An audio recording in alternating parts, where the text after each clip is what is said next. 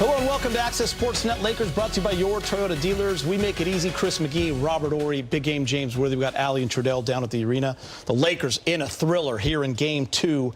Get the victory. They take a 2-0 advantage in the series.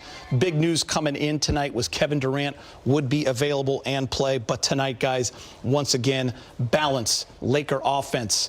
Great performances from LeBron, Marcus Smart, and Luke Kennard as they combine for 76 points. Each guy, 23 points or more.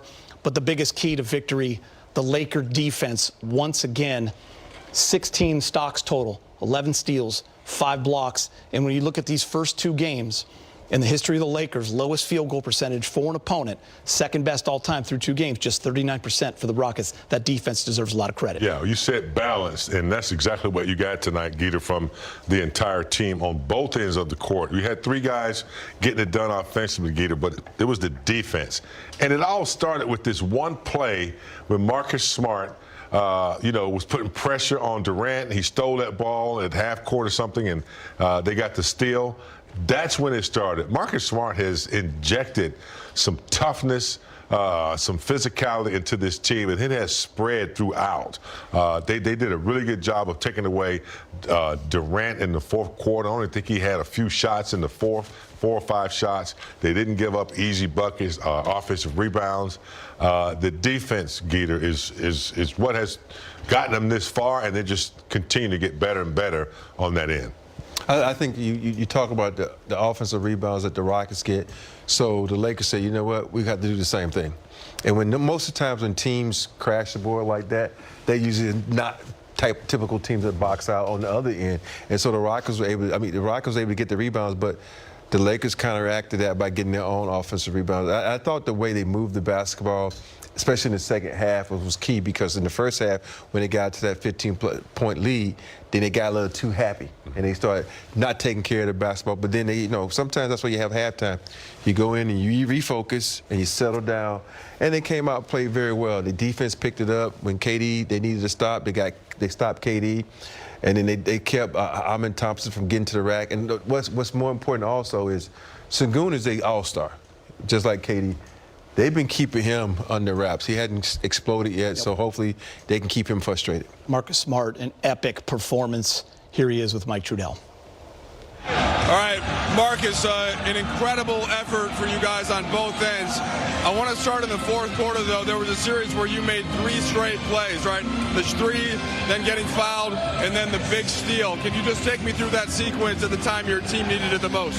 Just being locked in, just being that defensive anchor, that vocal leader that this team needs, and where I've been all year, right? And just using my IQ and instincts to see plays. 5 steals for you overall on the evening. I know that's been a trademark of your career, but can you kind of just take me through how you're able to get involved into the offense in the way that you do? Just really being, very selective with when I want to go, use my hands, trying to, pick my spots without fouling. And, my teammates allow me to gamble a little bit. They trust me, my instincts and everything like that. So just using what I've been doing my whole career. All right, so we go back to the first quarter. You hit a bunch of 3s, and it really kind of got the team going there. You end up with 25 points, 1 short of your season high. Did you just feel that the team needed that boost on offense, considering Luka and Austin remain out? Yeah, exactly. It takes a collective effort. We've been saying that ever since those guys went down. They'll be a big key part to our team and what we do offensively. They're down, and now everybody else got to step up and help out. What did you see from LeBron tonight? Greatness, man. I mean, his IQ of the game. He picks his spots very well, and he stays very poised. There's times where, you see things start to get out of control, and he's still calm. And, that's what happens when, you've been in this league for 23 years doing what he does and been making plays the way he's playing and being great as he is. So we appreciate him. Last one for you. Not sure many people would have had you guys up 2-0, just considering the guys that are out. How were you able to do that overall, and what does that mean as you now go to Houston? Continue to elevate each other. We understand that we're down, like I said, but we got other players on this bench and other guys that can play, and now it's just opportunity. So we're looking forward to get to Houston. We're playing against a really good team. KD's back. We know what he brings. We know what this team brings, and we know going back in their home court is going to be a challenge, and we're ready. Thank you much. Thank you. Marcus Smart, what a game, and this Laker defense. Remember, up until the All-Star break, they were 23rd in the league in defensive efficiency. Moved all the way up to 13th post-All-Star break. Lowest opponent field goal percentage in the first 2 games, 2026 first round. There it is, tied for second best with the 1995 Lakers in the Seattle series, 39%. And by the way, Rob, you guys played pretty good D in the first round of your three-peat there against Portland when you absolutely smashed them and swept them in 3. And you guys both brought this up. Kevin Durant came out absolutely on fire. He was 4 for 5 with 11 points in the first quarter. He got to the free throw line. He had 20 at half. He ended up with just 23 points, 1 field goal. 1 field goal there in the fourth, just 1 for 4, James. Defensively, they figured out a way to take away his sweet spots after he got going. I noticed that there was always kind of like not a trap, but someone stunting, helping. They wouldn't let him go to his right hand to get that shot that he wants. I just thought, they kept mixing it up. Sometimes they had, Rui on it. Sometimes they have Marcus Smart was playing. They just did a good. See right there, he came over right when he was getting ready to get into his threat area. That time, Kennard was on him. So they did a good job of poking at him, stunning at him, not letting him be comfortable with where he was trying to get to with the ball. And, Rob, it's mixing up the coverages, right? Second half, more blitzes, more double teams on KD. We saw that during the season as well. And you forced them into making some bad decisions, and also a cold shooting night from 3 again for the Rockets, just 24%, 7 of 29. The defense was so great in the second half. And, of course, you can't play that in the first half, too, because you can go in and make halftime adjustments. And what they do is they go with a two-man trap, and they immediately jump into a triangle. You get a guy on the free throw line, you have 2 guys on the blocks. But the best part about that is the communication they have. They get out there, they're running these guys off the three-point line. They're actually contesting the shots and hoping that they make the extra pass. That way their defense can recover. Sometimes you want teams to make the extra pass to be the offense so the ball will outrun the defense. But in this case, the way the Lakers are swarming defense, that extra pass actually plays into their hands because they're out there to cover it and contest it. But the only thing about that is it puts you in trouble for rebounding. And that's the one thing we do show. But I'd rather you be in trouble rebounding than let these guys get hot from 3. And let's give the Lakers credit in that area. We said they had to be much better. They were tied with the Rockets in rebounding after the third quarter. Now, the Rockets won the rebounding war by 5. They also, if you look at this box score, 17 offensive rebounds for 21 second chance points. 7 of those offensive rebounds came in the first quarter. So in the second and third quarter, it went down to 3, went down to 2, and then they had 5 in that decisive fourth quarter. So the Lakers did a much better job on that end of the court. All right, I want to show you guys this because offensively there was some brilliance for these Lakers. We talked about it without Luke and AR. It's going to be collective. LeBron is going to do his thing. In game 1, you have all 5 starters in double figures. You had the big game from Luke Kennard. Well, Luke Kennard backed it up again. 23 points, 3 of 6 from 3. He also had the 3 rebounds. Marcus Smart, 25 points, 5 of 7 from 3. Clutch at the free throw line, 7 assists. And what's not on that board, 5 steals. And then LeBron, 28 points, 8 and 7. He was absolutely brilliant again. They combined for 76 points, all led by LeBron James, of course. Well, it looks like the impactor list, and what's the other title for the other list? Impactor. Big bucket ballers. Big bucket ballers, all in one right here. But look, here's the deal. With all the experience of LeBron, but when you take out Luka and Austin Reeves, they still don't have as much experience as Marcus Smart and Luke Kennard. So even though you're missing 2 offensive dynamite players, you bring in experience in Marcus Smart, you bring in a better defensive presence, experience, and Luke Kennard, been around, not afraid to play the game, poised, has stepped up. So you're missing 2 dynamic players, you bring in 2 experienced players, they pick up the pieces along with LeBron, the rest of the crew catch on, and they play good team basketball. I'm just looking at the way Luke Kennard is playing. Even he had a couple of hiccups, 8-second count, stepping back court.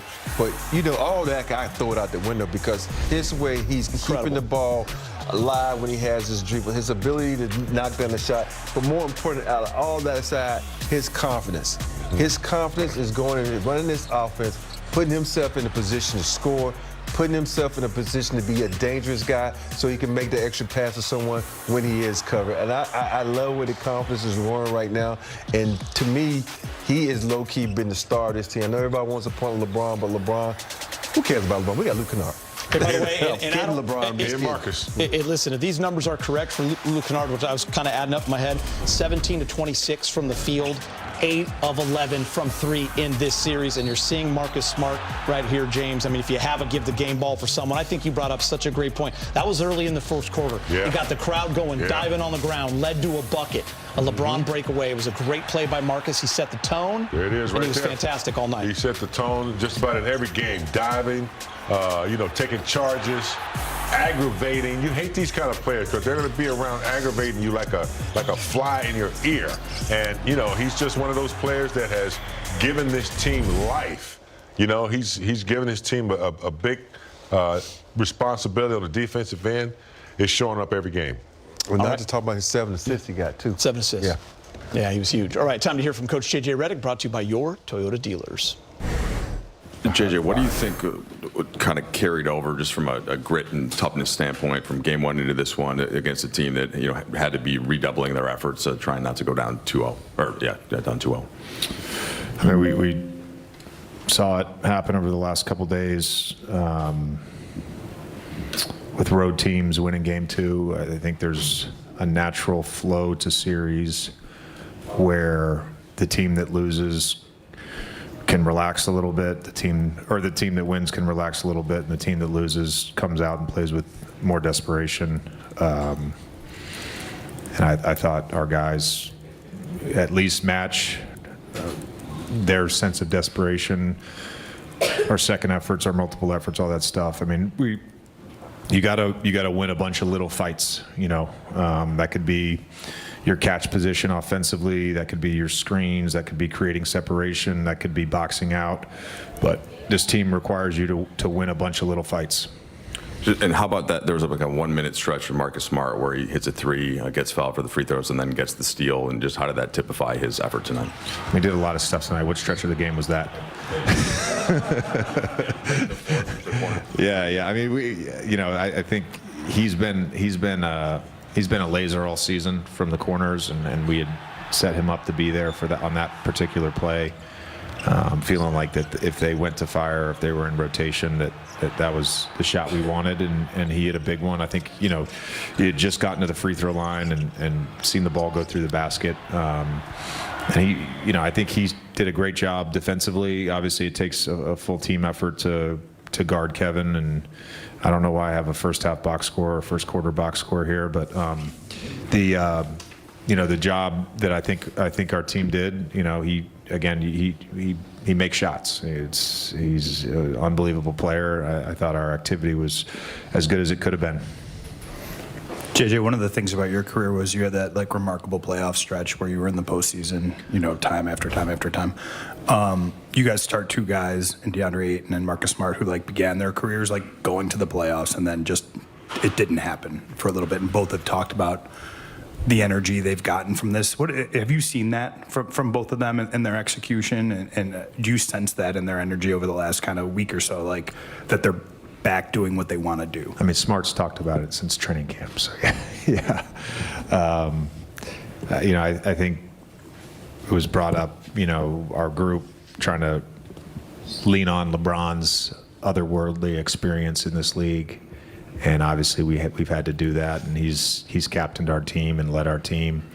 But there's other guys that have, we have 4 guys that have played in the finals. So all the experience that Smart has had, all the experience that DA has had, Maxey on the bench, they've shared that. I think being in big moments, for those guys is not a new thing, and Smart he just had a killer game tonight. Coach, a lot of people talk about you have Jim Hill right hand to your left. Oh, hey, Jim. How are you? A lot of people talk about your team has what it takes to win. What is that it factor? I didn't know anybody said we had what it takes to win.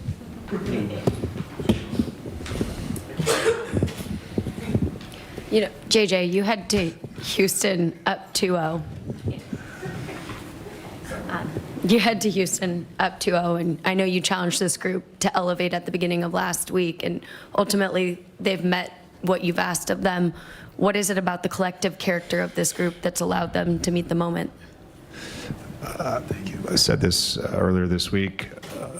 The regular season is not a means of punishment. It's a means of building resiliency, and I think our group has, in the aggregate, been an incredibly resilient group, and that's why we have the confidence and belief, and certainly the collective competitive spirit that is needed to be on this stage with, going against a great basketball team in Houston. JJ, we spoke about this throughout the season. When we met with Marcus preseason or during the last offseason, you talked to him about, him being the type of player who needs to be on a winning team or in this type of context to really thrive. What did you see from him, I guess, in previous seasons that led you to believe he still had this level of play in him? And I guess as the play he's had these last two games, kind of what you thought he would be when he joined the team? Well, number one, I competed against him, and I competed against him in the playoffs, so I know what kind of competitor he is. And I got to watch him, as a newly retired player compete at the highest level and play in the finals. So I knew that the moment and the stage was not going to, being a Laker was not going to affect him. We talked about when you kind of go to places that maybe aren't talked about or, let's be honest, as relevant nationally as the Lakers or the Celtics,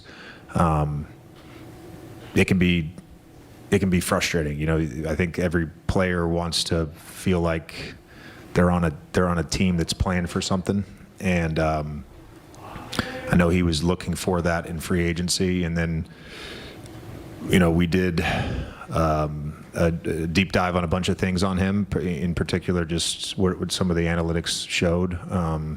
It's easy to sort of write somebody off as being older and not being as good, but all the analytics defensively, the analytics as a secondary playmaker, they all were very favorable, so we felt really comfortable bringing him on board. His favorite guard on the team is Marcus Smart. 28, 8, and 7 for the King. He's with Allie Clifton. What pleased you most about the Game 2 execution, coming in with the game plan? You just said it. We executed the game plan offensively and defensively, shored up some of our mistakes in Game 1, and just got into the dogfight. Obviously, it's going to be a dogfight every game versus these guys. They bring a lot of physicality, a lot of athleticism, well-coached team, so... but we was locked in on our game plan. We was able to make it happen. Speaking of physicality and athleticism, at 41, the reverse. What does that take? I don't even know what that was about. I got to sit down somewhere. I got to sit down somewhere. LeBron, you, Luke, and Marcus, I think you guys combined something like 78 points, 16, 6 rebounds, assists. What is it about the three of you making this work when it usually could be you, Luka, and AR? We all got to pick up our play. When you got two big guns out like we have, we all got to pick up our play. And that's all it's about. We all just trying to make contributions in all facets of the game, pick up our play. Obviously, when you're missing, Luka and missing AR, so we're just trying to seize the opportunity. That's all. LeBron, you had so many. With Marcus, like 20-plus that he had tonight, but you're probably going to see him boxing out. You're probably going to see him dive on the floor for a loose ball. Probably going to see him checking a guy like Kevin Durant full court. How is that reliability helping this team when the stakes are higher? He's battle tested. The guy's been to the finals, been in multiple playoff games, big games in his career. So obviously he's not afraid of the moment, and he's always been assigned with some of the best players that ever played his game. In his career. So to have someone like that, it brings a lot of composure to our team as well. Especially like you said, I know I don't want to beat a dead horse, but it's two big horses. with AR and Luke out. So to have that, it means a lot to our ball club. Some of those battles have been against you. You've had some great matchups against Marcus Smart teams. Knowing what he can do on the court against him, how does that help you sort of maximize him as a teammate now that he's on your side in these kinds of pressure situations? Yeah, just knowing his resume, just know what he's all about. He just plays winning basketball. Obviously he's been big time for us offensively in this series, but what he brings, the intangible. Sometimes a lot of the things that he doesn't even show up in the box scores. They don't track you diving for a loose ball. They don't track you boxing out. They don't track, how many times you can, get your hands on the tip or deflections, things like that. Obviously, we track it, but box scores don't track it. So, obviously, he's been great so far. Knowing how KD can take over a specific though, you have like the most encyclopedic memory in the game. Are there things that he's done on the court when you've been on it that you can now feed him because you remember that kind of stuff? I think you guys seen the meme after game one. Yeah. I can look at him and you know what the hell I'm talking about. He can relate to me. So, knowing how KD can take over a game with your playoff experience playing against him, how much defensive gratification is there to holding a guy like him to 3 points in the second half? None. That just make him even madder going into game 3. No satisfaction. We do your job. We did that. But the guy's a first ballot Hall of Famer, and he's gonna make way more great plays than not so we don't have no satisfaction. That game is over and done with, but that's still a tall challenge, and that's 7 foot tall too. I know he don't like to. He hates that. He might be mad at me if he sees that. He wants to be 6'10" or 6'9" so bad, but he's 7 foot for sure. Obviously, this group entered the series as huge underdogs. You talk about how you lost 2 huge horses. What do you think of this group going up 2-0 in the series? It means nothing. Series is not won until you win 4. It's the first of 4. But our only mindset is game 3. The game is always played in between the lines, and that's all that matters. We have an opportunity to play the next one, and that's all you can ask for. We're in the postseason, and to have an opportunity to play another playoff game. We should be excited about that, but we also should make sure we take care of our bodies too. That was a hard-fought game, and we got tomorrow, and we got to fly down to Houston on Thursday and get ready to play on Friday. So. When stage you talked about balancing the competition, the competition in the show, people want to see you and Kevin play. How do you kind of appreciate the show part of it while locking in on the competition at the same time? What do you mean the show part? Just the fact that it's y'all two have been legendary in your careers. I just think it's just it's the stories. You guys have seen us play for so long. Been following us since high school or maybe even before that. So, the storytelling is what a lot of fans and what a lot of people gravitate towards because they've seen our journey. They've seen our ups, they've seen our downs and everything in between. I think that's what makes, certain guys, certain matchups, that fans kind of attract to because of the journey and the storytelling. From a fan's perspective, I think that's what that's about. From a competitive standpoint, to play against one of the greats that ever played this game, it's always an honor and it's always a treat. So I don't take that for granted. About LeBron, this stage of your career, I'll give you one. I got you. The way Luke keeps playing. What about it? What impressed you about it? Shit. I've seen it. I've seen it for a long time now. I've seen it for a long time. Just super composed. It's not just I know he led the league in shooting percentage and got awarded with the award the other day. And he's a sniper. We understand that, but he does so much more. And I think that's what keeps defenses off balance because sometimes you fall into the fact that he shoots 50 from the 3, and you think that sometimes is all he can do, but he's so much more than that. LeBron, at this stage of your career, what enables you to make all those energy plays, whether it's the dunks, getting out in transition, all the finishes? I don't know, just kind of living in the moment, I guess. I don't know how many more opportunities I'll get to play in the postseason, in my career. So, but shit, I live for this moment. I live for the postseason. I've been doing this since I was 21. I think my first postseason game was 21. So 20 years. I know I missed it a couple of times, but from that moment at 21, that first game, I made my mark, and for 20 years I've been thinking about the postseason. So, Kevin Durant with the media. Kevin, first game back from the injury. How'd you feel? How did you feel you performed? How do you feel about the game? Felt good. Glad to be back out there playing high pressure moments.